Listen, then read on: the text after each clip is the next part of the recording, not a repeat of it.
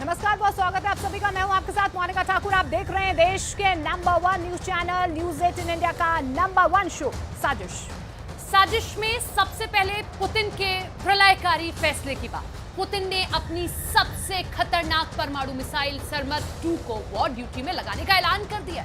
इस ऐलान के बाद यूक्रेन समेत यूरोप के कई देशों की धड़कनें बहुत ज्यादा बढ़ गई हैं, क्योंकि ये रूस का ऐसा हथियार है जिसकी काट किसी भी देश के पास नहीं है। रूस की ये मिसाइल सिर्फ 6 मिनट में ब्रिटेन को खाक में मिला सकती है। इतना ही नहीं, एक बार में पूरे 15 परमाणु बमों से हमला करने की क्षमता रखती है।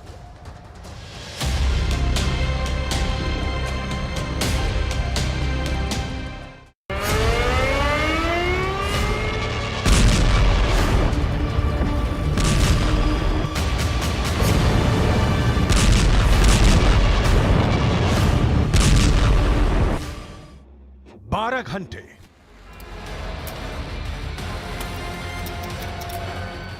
24 घंटे 48 घंटे या फिर 72 घंटे के अंदर क्या बहुत बड़ा युद्ध होने वाला है?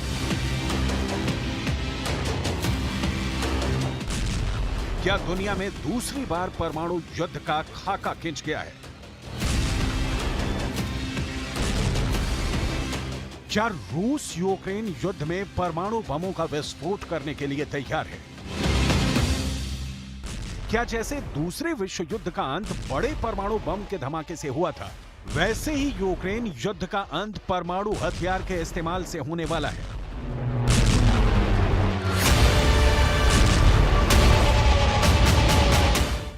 यूक्रेन युद्ध के इस पड़ाव पर पुतिन ने बहुत बड़ा फैसला किया है। पुतिन ने अपने सबसे बड़े हथियार को युद्ध में उतारने का फैसला कर लिया है। पुतिन ने अपने उस शैतान को वॉर ड्यूटी पर लगा दिया है जिससे अमेरिका खौफ खाता है। यह रूस का एक ऐसा परमाणु हथियार है जो एक ही हमले में ब्रिटेन को डुबा सकता है, क्योंकि रूस का दावा है कि यह ऐसा परमाणु हथियार है जिसकी लंबाई 116 फीट है, जो करीब 14 मंजिला टावर की ऊंचाई के बराबर है। ऐसे में इसका इस्तेमाल रूस ने यूक्रेन के खिलाफ कर दिया तो धरती से उसका नामो निशान मिट सकता है। दावा किया गया है कि पुतिन ने अपने सबसे खतरनाक परमाणु मिसाइल सरमत 2 को जल्द तैनात करने का ऐलान कर दिया, जिसके बाद यूक्रेन समेत यूरोप के कई देशों की धड़कनें बढ़ गईं। पुतिन पहले ही खुल्लम खुल्ला बोल चुके हैं कि रूस के अस्तित्व पर खतरा आया तो परमाणु बम इस्तेमाल नहीं होगा, इसकी कोई गारंटी नहीं दी जा सकती। पुतिन का गुस्सा जलाकर राख कर देगा। ये बात बाइडेन भी जानते हैं, मैक्रो भी जानते हैं, ब्रिटेन के सुनक भी जानते हैं, यहां तक कि खुद ज़ेलेंस्की भी जानते हैं। पुतिन की परमाणु कमांड इस वक्त पूरी तरह से एक्टिव है। वो अपने तमाम खतरनाक न्यूक्लियर हथियारों और उनके डिलीवरी सिस्टम को पूरी तरह परख चुके हैं और अब रूसी अंतरिक्ष एजेंसी के प्रमुख यूरी बोरिसोव ने चौंकाने वाला दावा कर दिया है। यूरी बोरिसोव ने दावा किया है कि सरमत रणनीतिक परिसर को युद्ध ड्यूटी पर रखा गया है। इस हथियार को हजारों मील दूर अमेरिका और यूरोप के देशों में परमाणु हमला करने के लिए डिजाइन किया गया है। यानी यूक्रेन युद्ध के इस पड़ाव पर पुतिन ने अपनी सबसे खतरनाक परमाणु मिसाइल सरमत 2 को युद्ध मैदान में उतारने के लिए ग्रीन सिग्नल दे दिया है। पुतिन का यह फैसला यूक्रेन समेत यूरोप के कई देशों की धड़कनें बढ़ाने वाला है, क्योंकि यह पुतिन की वो मिसाइल है जो अगर एक बार चल जाए तो फिर भयंकर तबाही से कोई नहीं बचा सकता। रूस तो ये दावा भी करता है कि सरमत 2 के एक प्रहार से ही ब्रिटेन और फ्रांस जैसे देश दुनिया के नक्शे से मिट जाएंगे, क्योंकि इस बैलिस्टिक मिसाइल की रेंज में दुनिया का हर कोना है। रूस का दावा है कि सरमत 2 ब्रिटेन को सिर्फ 6 मिनट में खाक में बदल सकता है। रूस कई बार इस हथियार से अपने दुश्मनों को डराने की कोशिश कर चुका है, लेकिन इस बार तो रूस ने खुलकर कह दिया कि सरमत 2 मिसाइल सेना में तैनात होने के लिए तैयार है। यानी तब ये घातक मिसाइल अपने दुश्मनों पर हमला करने के लिए पूरी तरह तैयार होगी। पुतिन के इसी ऐलान ने यूक्रेन और पश्चिम देशों में परमाणु युद्ध की दहशत फैला दी है, क्योंकि इन देशों को भी पता है कि उनके पास इसका कोई तोड़ नहीं है। यही वजह है कि पश्चिम देश इस मिसाइल को शैतान कहते हैं। सरमत 2 मिसाइल की स्पीड 25,000 किलोमीटर प्रति घंटा से भी ज्यादा है। इसकी रेंज 18,000 किलोमीटर है, यानी ये इतनी दूरी तक वार कर सकती है। इसकी सबसे बड़ी खासियत यह है कि यह मिसाइल एक साथ 15 परमाणु बमों को दाग सकती है। इसी वजह से पश्चिमी देश इसे शैतान कहते हैं, जिसके एक प्रहार से ब्रिटेन और फ्रांस जैसे देश एक झटके में खत्म हो जाएंगे। यूक्रेन युद्ध में कई बार ऐसे मौके आए जब लगा कि रूस और यूक्रेन का युद्ध अब परमाणु जंग में बदलने वाला है। ये खतरा अब तक बरकरार है, क्योंकि अगर ऐसा हुआ तो तबाही पूरी दुनिया में होगी और तभी से पश्चिमी देशों के लिए सरमत 2 मिसाइल खौफ का दूसरा नाम बन चुकी है। रूस में छोटे बड़े सभी तरह के परमाणु बम तैनात हैं। रूस के परमाणु बम बेलारूस में एक्टिव हो गए। रूस के टैक्टिकल न्यूक्लियर बम क्राइमिया में लगे हुए हैं। रूस के परमाणु हथियार काला सागर में मौजूद हैं। रूस के परमाणु बम बाल्टिक सागर में भी होने का दावा है। रूस की तरह ही कलिनिंग्राद में भी छोटे बड़े सभी तरह के परमाणु हथियार लगे हुए हैं। अगर अपने इस न्यूक्लियर गेम को पुतिन ने अंजाम तक पहुंचाया तो पूरे यूरोप का गेम ओवर हो सकता है।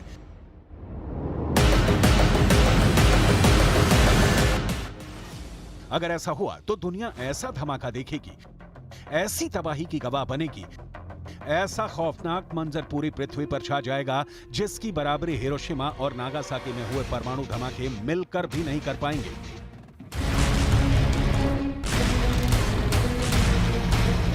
क्योंकि यूक्रेन में चल रहे युद्ध के बीच बेलारूस से खबर बहुत टेंशन देने वाली है।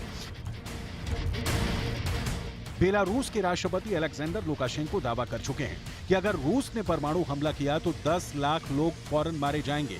ऐसे में इस वार्निंग को हल्के में नहीं ले सकते। लुकाशेंको और रूस के राष्ट्रपति व्लादिमीर पुतिन के बीच बहुत ही सीक्रेट डील हुई है। इसका असर क्या हो सकता है? इस बम से कितने बड़े पैमाने पर तबाही हो सकती है? लुकाशेंको की बात बहुत गौर से सुनिएगा। वो बता रहे हैं कि अगर रूस के बम को इस्तेमाल करना पड़ा, यानी उससे धमाका हुआ, तो 10 लाख लोग फौरन मारे जाएंगे, जबकि हिरोशिमा में तो सिर्फ 80,000 लोग मारे गए थे। Одного удара, а это одна бомба в 3 раза мощнее. Это, я не знаю, под 1 миллион человек погибнет сразу. Не дай бог применять это оружие. लुकाशेंको ने दुनिया को वार्निंग दे दी है। लुकाशेंको पुतिन के बहुत खास माने जाते हैं। उनकी बातों को पुतिन की वार्निंग कहा जा सकता है। पुतिन का परमाणु बम बेलारूस में ट्रांसफर करना पूरे यूरोप और नाटो के लिए बहुत बड़ा खतरा बन चुका है। रूस की तरफ से परमाणु हमले के सिग्नल मिलने शुरू हो गए हैं। फ्रंट लाइन पर मौजूद पुतिन के एक बहुत बड़े करीबी ने बहुत ही बड़ा इशारा किया है। सिग्नल यह है कि यूक्रेन पर अब टैक्टिकल न्यूक्लियर बम से हमले का टाइम आ गया है।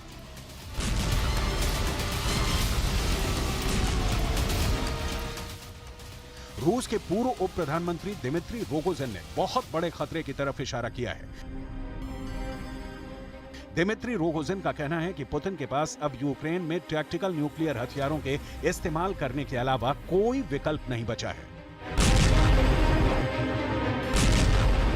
Но в целом надо сказать, что в соответствии с нашей доктриной мы имеем полное право на применение тактического ядерного оружия, потому что как раз оно для этого и существует, этот великий уравнитель, для того момента, когда явное будет несоответствие в силах и средствах обычных вооружений в пользу противника. Поэтому наилучшим методом для того, чтобы разрушить его наступление, применить ТЯО.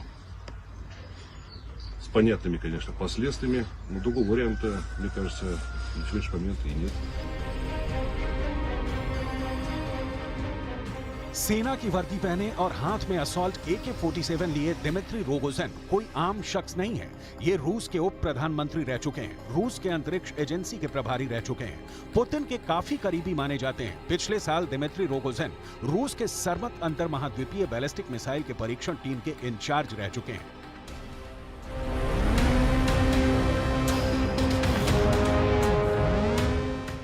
ऐसे शख्स का यह कहना कि रूस को अब टैक्टिकल न्यूक्लियर हथियारों से हमला करना ही होगा, बहुत बड़े खतरे का अलार्म बजा रहा है।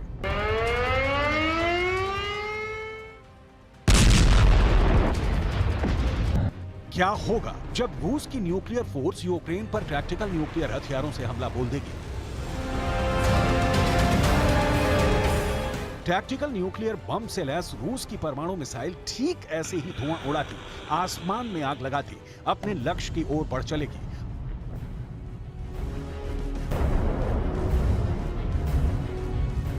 परमाणु बम से लैस मिसाइल जहां गिरेगी वहां सर्वनाश का शोर गूंज उठेगा।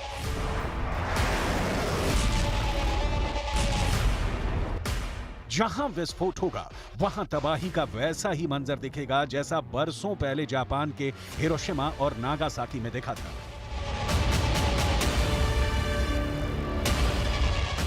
अब सवाल उठता है, रूस अगर यूक्रेन पर टैक्टिकल न्यूक्लियर हथियारों से हमला करेगा तो कहां से करेगा?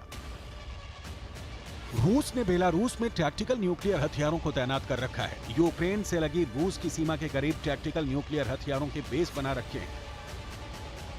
दावा किया जाता है कि क्राइमिया में भी रूस की न्यूक्लियर फोर्स ने टैक्टिकल न्यूक्लियर बम लगा रखे हैं। ऐसे में यूक्रेन पर छोटा परमाणु हमला करने के लिए रूस इन तीनों रास्तों में से किसी एक रास्ते को अपना सकता है।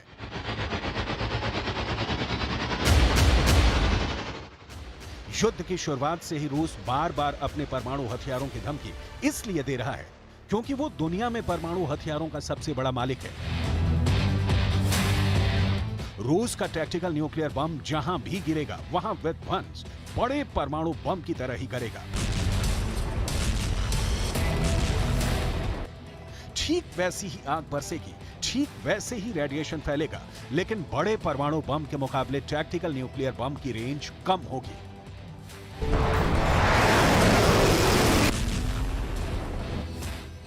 रूस के पास करीब 2000 टैक्टिकल न्यूक्लियर बम है। सबसे छोटे टैक्टिकल न्यूक्लियर बम की भी क्षमता 1 किलोटन या उससे भी ज्यादा है, जो 1000 टन विस्फोटक टीएनटी के बराबर तबाही लाएगा। दावा किया जा रहा है कि रूस इसलिए भी टैक्टिकल न्यूक्लियर बम को फोड़ने का फैसला ले सकता है क्योंकि उनका यह कदम एक तरफ यूक्रेन की हिम्मत को तोड़ देगा, तो वहीं दूसरी तरफ अमेरिका तक भी सीधा और कड़ा संदेश पहुंच जाएगा, क्योंकि रूस ने क्रेमलिन पर अटैक के पीछे सीधे सीधे अमेरिका को जिम्मेदार ठहराया है। Собственно, мы знаем, что зачастую даже сами цели определяет не Киев, а их определяют в Вашингтоне и потом доводят эти цели до Киева с тем, чтобы Киев исполнял. Не каждый раз Киеву дают и право в выборе средств. Это тоже зачастую диктуют из-за океана. Мы это хорошо знаем и отдаем себе в этом отчет. परमाणु हथियारों से युद्ध के लिए रूस की तैयारी कितनी पूरी है, इसे उसके नए मूवमेंट से समझ सकते हैं।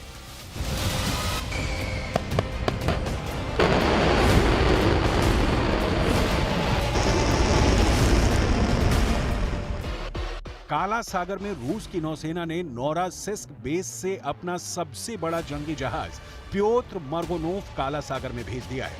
खतरनाक युद्धपोत ही नहीं बल्कि 3 पनडुब्बियां भी काला सागर में दाखिल हो चुकी हैं। ये कोई ऐसी वैसी पनडुब्बियां नहीं है, बल्कि परमाणु हथियार ले जाने वाली मिसाइल से लैस पनडुब्बियां हैं। ऐसे में अगर पुतिन यूक्रेन पर परमाणु हथियारों से हमला करते हैं तो ये जंग कीव और मॉस्को तक ही सीमित नहीं रहेगी। यूक्रेन तो तबाह होगा ही, परमाणु हमले की आंच नाटो देशों तक पहुंचेगी। रूस के परमाणु हमले के जवाब में नाटो को एक्शन में आना होगा। ऐसे में परमाणु युद्ध में कूदना अमेरिका की मजबूरी बन जाएगी, जिसका सीधा मतलब होगा तीसरा विश्व युद्ध, और इस विश्व युद्ध की वजह बनेगी रूस की सरमत 2 परमाणु मिसाइल।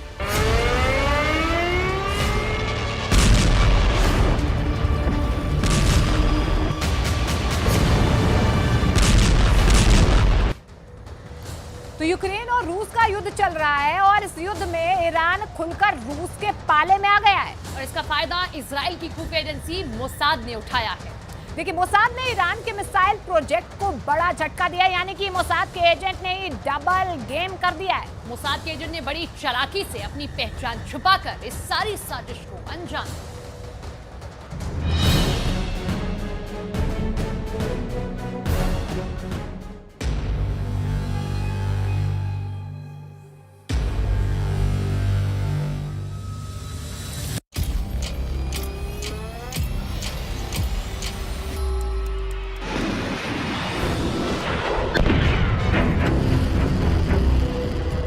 मोसाद की ताकत क्या है? इजरायल की इस खुफिया एजेंसी की दहशत दुश्मनों के खेमे में क्या होती है और इजरायल के खुफिया एजेंटों का दिमाग कितनी दूर तक सोच सकता है। मोसाद की काबिलियत एक बार फिर साबित हो गई है। ईरान ने इजरायल पर आरोप लगाया है कि इजरायल की खुफिया एजेंसी मोसाद ने ईरान के बाहर ही ऐसी रणनीति बनाई कि ईरान का मिसाइल प्रोग्राम बर्बादी के रास्ते पर जाने लगा और ईरान के प्रोजेक्ट को नुकसान पहुंचा है। ये पूरा मामला क्या है? आखिर मोसाद ने ऐसा क्या किया है कि ईरान गुस्से से कांप रहा है? ये पूरी दिलचस्प कहानी हम आपको बताने वाले हैं। इसके अलावा इजरायल और ईरान का टेंशन यूक्रेन के युद्ध को भी प्रभावित कर रहा है। ईरान ने मोहाजिर 10 ड्रोन दुनिया को दिखा दिया है। इस ड्रोन से अमेरिका भी बेचैन है, यूक्रेन भी परेशान है और इजरायल के कैंप में भी टेंशन है। यानी सिर्फ एक ही ड्रोन से तीन मुल्कों को ईरान ने बेचैन कर दिया है।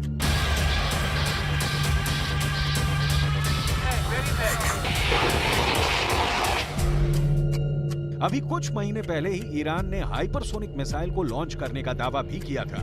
तब ईरान की सरकार का जोश इतना हाई हो गया था कि तेहरान के चौराहे पर एक बोर्ड भी लगवा दिया गया था जिसमें कहा गया था कि इजरायल के शहर तेल अवीव को खत्म करने के लिए अब सिर्फ 400 सेकंड चाहिए। यानी आप जरा नोट कीजिए कि कैसे बीते 3 महीनों में ईरान की सरकार बड़ी डींगे मारने में बिजी थी, लेकिन अब अचानक ईरान की सरकार का बयान ईरान के सरकारी टीवी पर जारी हुआ है जिसमें यह कहा गया कि इजरायल की खुफिया एजेंसी मोसाद के एजेंटों ने ईरान के मिसाइल प्रोजेक्ट को नुकसान पहुंचाने के लिए विदेशों से ऐसा घटिया दर्जे का कनेक्टर मुहैया करवाया जिससे मिसाइल की क्वालिटी ही खराब हो सकती है और मिसाइल लॉन्च होने से पहले ही ब्लास्ट कर सकती है। ये मोसाद का बहुत तगड़ा बदला है क्योंकि जब ईरान दुनिया को अपनी ताकत दिखाने की कोशिश कर रहा था उस वक्त मोसाद अंदर ही अंदर ईरान के मिसाइल कार्यक्रम की जड़ें काटने में लग गया था। 6 जून 2023 को ईरान ने फतेह हाइपरसोनिक मिसाइल दुनिया के सामने पेश की थी। 3 जून 2023 को ईरान ने यह घोषणा कर दी कि वो इस मिसाइल को युद्धपोत पर तैनात करने जा रहा है। यानी सिर्फ 1 महीने से कम समय में ईरान ने पूरी दुनिया को चौंका दिया था।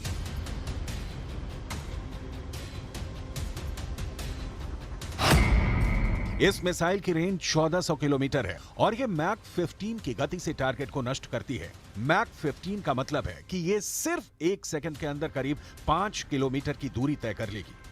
इस हिसाब से ईरान इराक बॉर्डर से 1287 किलोमीटर दूर इजरायल तक पहुंचने में इस मिसाइल को मात्र 257 सेकंड लगेंगे। यानी यह मिसाइल सिर्फ 4.5 मिनट के अंदर इजरायल को हिट कर देगी और इसी को काउंटर करना ही इजरायल की सुरक्षा एजेंसियों के लिए एक बड़ा टारगेट भी था। आज से 2 महीने पहले जब यह खबर आई थी कि ईरान हाइपरसोनिक मिसाइल का परीक्षण कर रहा है, तभी पूरी दुनिया में मौजूद मोसाद के एजेंटों ने अपना काम शुरू कर दिया।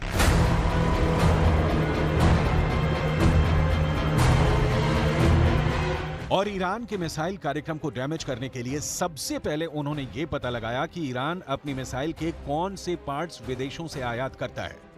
पता ये लगा कि ईरान मिसाइलों में लगाए जाने वाले कनेक्टर को विदेशों से आयात करना चाहता है। इसके बाद मोसाद के एजेंटों ने बड़ी ही चालाकी से ईरान की सरकार की डील ऐसे एक्सपोर्ट से करवा दी जो बेहद घटिया कनेक्टर बनाते हैं।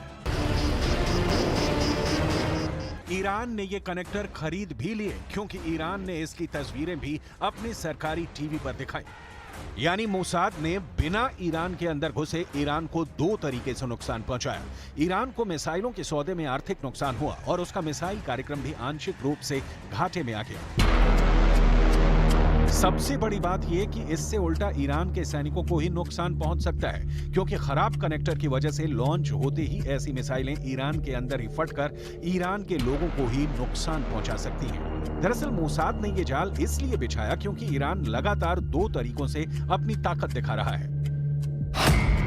पहले तो ईरान के सप्लाई किए गए ड्रोन से यूक्रेन में तबाही मचा दी गई। इससे अमेरिका और यूक्रेन को झटका लगा। और दूसरी बड़ी बात यह भी है कि ईरान ने हाइपरसोनिक मिसाइल बनाने का दावा कर दिया। इससे इजरायल भी चौकन्ना हो गया।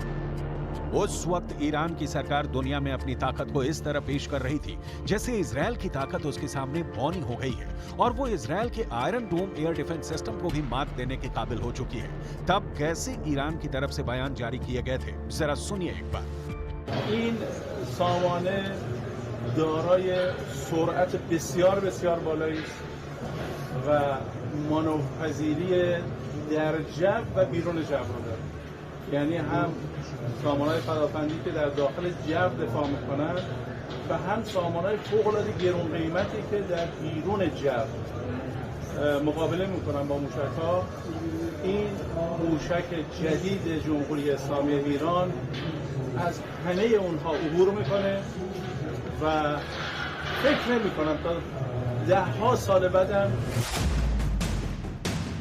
उस वक्त इजरायल के रक्षा मंत्री योव गैलेंट ने ईरान के दावों को खारिज करते हुए कहा था कि मैंने सुना है कि हमारे दुश्मन उन हथियारों के बारे में शेखी बघार रहे हैं जो वो विकसित कर रहे हैं। हमारे पास ऐसे किसी भी विकसित हथियार के लिए और भी बेहतर जवाबी हथियार है, चाहे जमीन पर, हवा में या समुद्री क्षेत्र में। इजरायल जहां भी हमला करेगा बेहतरीन जवाब मिलेगा। यानी ईरान की ताकत को कंट्रोल करने के लिए अब इजरायल ने अपनी 10 गुनी ताकत लगा दी है और इसमें सबसे ज्यादा जोर मोसाद के ऑपरेशन पर लगा है। दूसरी तरफ ईरान भी मोसाद के इस वार का पलटवार करने में लगा हुआ है। ईरान ने एक ऐसा ड्रोन तैयार कर लिया है जिसकी तुलना अमेरिका के अत्याधुनिक ड्रोन से की जा रही है। ईरान ने एक नया गाइडेड ड्रोन बना लिया है। ये drone anti tank guided missile से भी लैस है। इस ड्रोन का नाम है मोहाजिर 10 और यही ड्रोन पूरी दुनिया को दिखाकर ईरान ने 2 देशों को बहुत ही खतरनाक चुनौती दे दी है। एक है अमेरिका और दूसरा है इजरायल। दोनों ही ईरान के कट्टर दुश्मन माने जाते हैं। मोहाजिर 10 को जब दुनिया के सामने लाया गया तो इसकी तुलना अमेरिका के MQ-9 ड्रोन से की जाने लगी। MQ-9 जिसे प्रेडेटर B ड्रोन भी कहा जाता है, ये वो ड्रोन है जिससे अमेरिका ने अफगानिस्तान और पश्चिम एशिया में अपने बड़े बड़े टारगेट को खत्म किया है। इसमें अल कायदा का चीफ अल जवाहिरी भी शामिल था। अब इसी ड्रोन की नकल बनाकर ईरान अमेरिका को चैलेंज कर रहा है। इसकी रेंज 2000 किलोमीटर तक है। ये 24 घंटे तक आसमान में मंडरा सकता है और सबसे बड़ी बात यह कि मोहाजिर 10 ड्रोन 300 किलो वजन तक की मिसाइल और बम को लेकर उड़ सकता है। ईरान का नया ड्रोन मोहाजिर 10 पुराने वर्जन के मोहाजिर 6 के मुकाबले काफी बेहतर है। ईरान और इजरायल की दूरी 1800 किलोमीटर है और ईरान का दावा है कि मोहाजिर 10 2000 किलोमीटर की रेंज तक हमला कर सकता है। यानी ये एक तरफा उड़ान भर सकता है और वहां एक कामिकाज़े ड्रोन की तरह हमला कर सकता है। इसी बात को लेकर अमेरिका और इजरायल घबराए हुए हैं। ईरान के ड्रोन की रेंज बढ़ती जा रही है और अब इसकी जद में पश्चिम एशिया के वो इलाके भी आ रहे हैं जहां अमेरिका के अड्डे हैं और वो इस ड्रोन को लेकर काफी बौखलाए हुए हैं।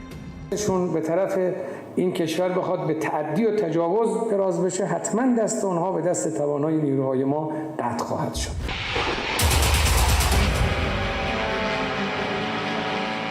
کشور ما رو به نحوی این کاری که در صنایع نظامی و دفاعی انجام شده قرار داده که امروز بسیاری از کشورهای منطقه و دنیا نگاهشون به ما کاملا عوض شد. دیروز به عنوان یک کشور مصرف کننده و محتاج نگاه دیگران، امروز به عنوان یک کشور تولید کننده و به عنوان یک کشوری که میتونه بالاترین سخنها رو در صنایع دفاعی و نظامی داشته. लेकिन एक सवाल का जवाब आज भी नहीं मिल पाया है कि जब रूस के पास मिसाइल्स के सबसे अच्छे कनेक्टर्स मौजूद हैं, तो आखिर ईरान को किसी और देश से कनेक्टर्स को इंपोर्ट करने की नौबत क्यों आई? इसके बारे में कुछ एक्सपर्ट्स का यह कहना है कि रूस के हथियार गोदाम में मिसाइलों का अकाल पड़ रहा है क्योंकि युद्ध के 500 से ज्यादा दिन बीत चुके हैं और ऐसे में मिसाइलों को बनाने के लिए सबसे पहले रूस को ही कनेक्टर्स की जरूरत है और वो अब ये कनेक्टर्स किसी से भी एक्सपोर्ट नहीं करना चाहता है।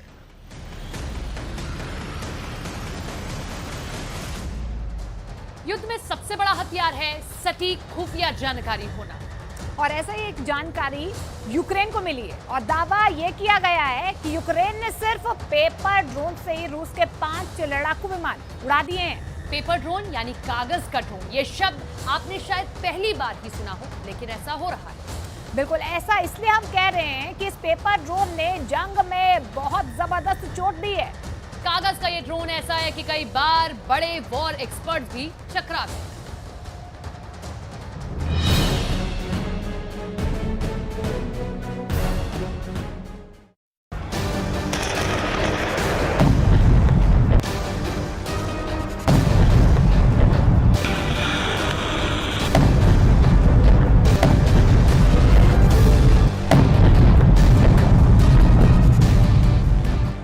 यूक्रेन के युद्ध में ऐसे ऐसे हैरत अंगेज वाक्य हो रहे हैं कि एक आम इंसान की कल्पना से भी परे हैं, यकीन करना भी मुश्किल है।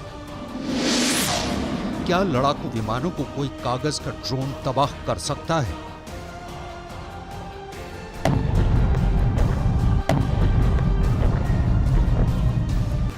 हो सकता है कि जब आप इस बात को सुने तो आप भी इस पर भरोसा ना करें, लेकिन दुनिया के कई बड़े अखबारों में इस पर हैरानी जताई जा रही है। यूक्रेन की सेना की तरफ से इसके दावे किए जा रहे हैं। हमने इस पूरे मामले की तहकीकात की है, हमने पेपर ड्रोन क्या है इसको भी समझा है, और साथ ही ये भी पता लगाया है कि क्या पेपर ड्रोन को रूस का एयर डिफेंस नहीं पकड़ सका। एक एक करके पूरी बात आपको समझाएंगे साथ ही, लेकिन शुरुआत करेंगे रूस के पूर्व उपराष्ट्रपति दिमित्री मेदवेदेव के उस बयान से जिसमें उन्होंने सर्वनाश की भविष्यवाणी करते हुए कहा है कि रूस के दुश्मनों के लिए सर्वनाश का वक्त नजदीक आ गया है।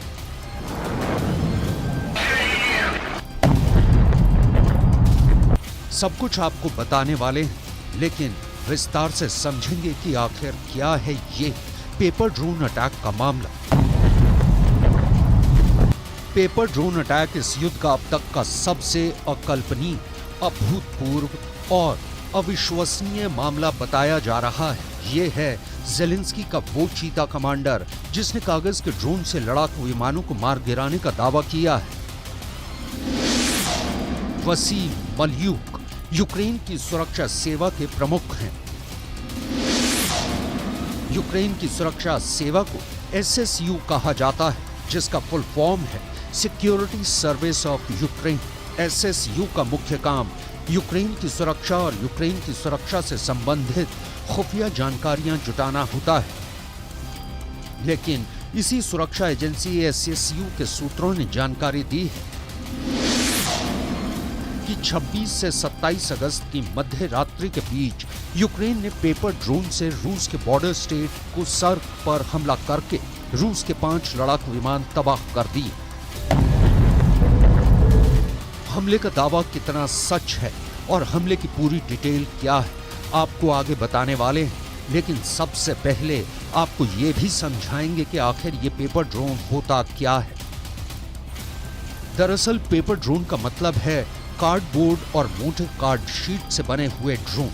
आमतौर पर दुनिया में ऐसे ड्रोन इस्तेमाल किए जाते हैं जो धातु के बने होते हैं, यानी ड्रोन में एक मोटर तो होती है जो कि उसे ऊपर हवा में उठाती है, लेकिन साथ ही इसमें पंख भी होते हैं जो कि इसे उड़ने में मदद करते हैं। साथ ही इसमें विस्फोटक भी भरा जाता है। ऐसे ड्रोन जिस भी टारगेट पर जाकर फटते हैं वहां ड्रोन तो खत्म हो ही जाता है, यानी ड्रोन की खुदकुशी हो जाती है, लेकिन जिस टारगेट पर वो गिरता है वो अरबों डॉलर्स का बेशकीमती हथियार पूरी तरह से तबाह और बर्बाद हो जाता है।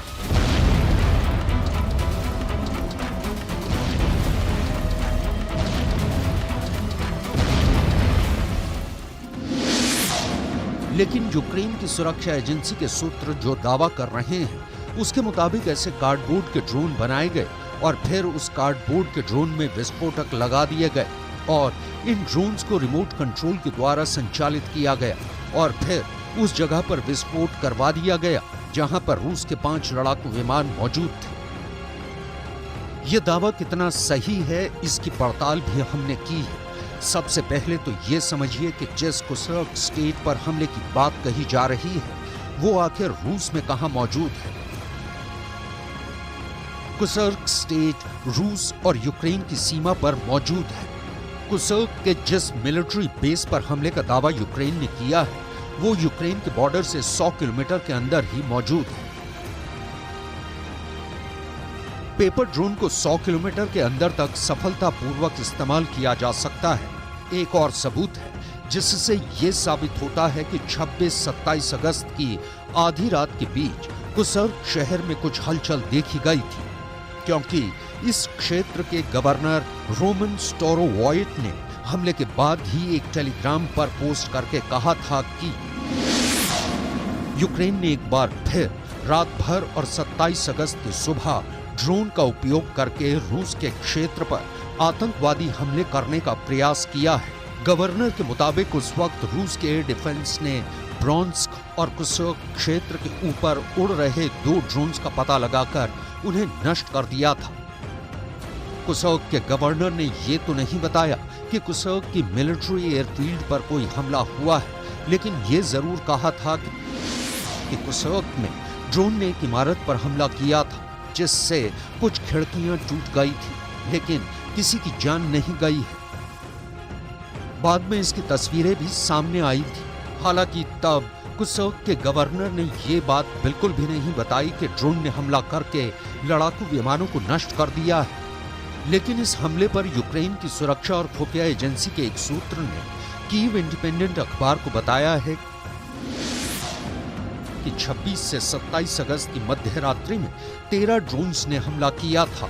यह हमला कुर्स्क की एयरफील्ड पर हुआ था, जहां रूस के 5 लड़ाकू विमान मौजूद थे। एयरफील्ड पर रूस के 4 अत्याधुनिक लड़ाकू विमान Su-30 मौजूद थे। साथ ही एक MiG-29 विमान भी मौजूद था।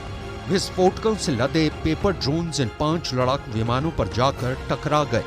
कुल 13 धमाके सुने गए थे। इन 5 लड़ाकू विमानों के अलावा भी पेपर ड्रोन्स ने रूस के 2 मिसाइल लॉन्चर्स भी नष्ट कर दिए। साथ ही S-300 एयर डिफेंस भी तबाह कर दिया। अब जरा सोचिए, एक पेपर ड्रोन की कीमत बहुत ही मामूली है, लेकिन रूस के लड़ाकू विमान बहुत महंगे हैं। रूस का एक Su-30 लड़ाकू विमान 600 करोड़ का है। इस तरह कुल 4 Su-30 लड़ाकू विमान 2400 करोड़ रुपए के हुए और एक MiG-29 की कीमत करीब 150 करोड़ है। यानी कुल 5 बर्बाद हुए लड़ाकू विमानों की कीमत 2550 करोड़ रुपए हुई। अगर ये मान लिया जाए कि विस्फोटकों के साथ 13 पेपर ड्रोन की कीमत ज्यादा से ज्यादा 10,000 रुपए होगी, तो भी ये आश्चर्यजनक घटना है कि सिर्फ 10,000 रुपए के 13 पेपर ड्रोन से 2550 करोड़ के 5 रूसी लड़ाकू विमान उड़ा दिए गए। यकीन करना मुश्किल है, लेकिन अगर दुश्मन के पास एकदम पुख्ता खुफिया जानकारी है तो कुछ भी हो सकता है। युद्ध में सबसे बड़ी बात सटीक खुफिया जानकारी का इस्तेमाल करना ही होता है, और रूस की खुफिया एजेंसी को नेटो और अमेरिका की खुफिया एजेंसियों से भी मदद मिल रही है। और यही वजह है कि ज़ेलेंस्की अब मेड इन यूक्रेन हथियारों की काफी चर्चा कर रहे हैं और बड़े बड़े डायलॉग्स का इस्तेमाल भी कर रहे हैं।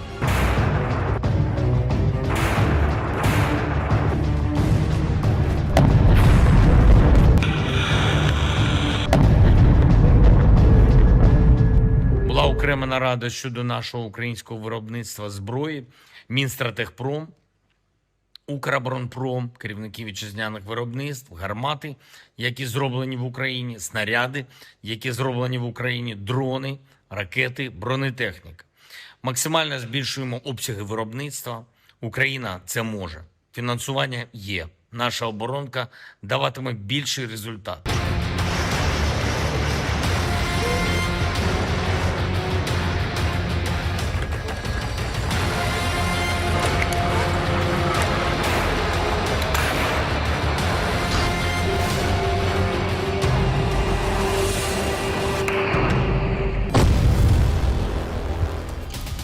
एक और बड़ी बात यह भी सामने आ रही है कि यूक्रेन के पेपर ड्रोन्स ने रूस के एयर डिफेंस S-300 को ही खत्म कर दिया। इस बात पर यकीन करना मुश्किल होता है कि एयर डिफेंस को कोई कागज का ड्रोन नष्ट कर दे, लेकिन ये बात इसलिए सही हो सकती है क्योंकि कागज के ड्रोन या पेपर ड्रोन को ट्रेस कर पाना किसी भी एयर डिफेंस के लिए आसान नहीं है। दरअसल एयर डिफेंस भी किसी हथियार से निकलने वाली किरणों और उसकी गर्मी से ही ये पता लगाता है कि दुश्मन के हथियार की लोकेशन कहाँ है। लेकिन पेपर ड्रोन इतना हल्का और कम ऊष्मा पैदा करने वाला होता है कि उसको ट्रैक कर पाना कभी भी इतना आसान नहीं होता है।